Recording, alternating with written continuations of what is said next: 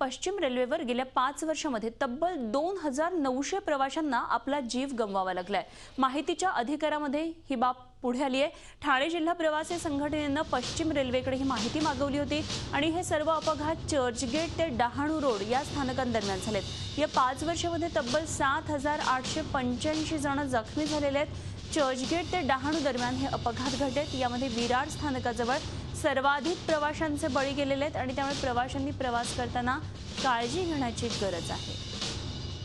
तर गेल्या 5 वर्षातल्या पश्चिम रेल्वेवर झालेल्या अपघातातल्या मृत आणि जखमींच्या आकडेवारीवर आपण एक नजर टाकूया ग्राफिक्सच्या माध्यमातून। आपण बघतो 2011 मध्ये 646 जणांचा मृत्यू झाला तर 1560 जखमी झाले। तेच 2012 मध्ये 604 जण मृत झाले तर 1522 जखमी झाले। 2013 मध्ये ही संख्या कमी झाली मृतांची आणि 541 झाली तर जखमी 1628।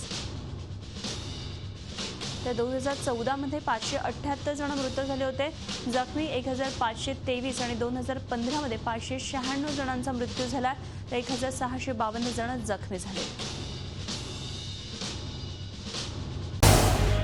झी 24 तास रहा एक पाऊल पुढे।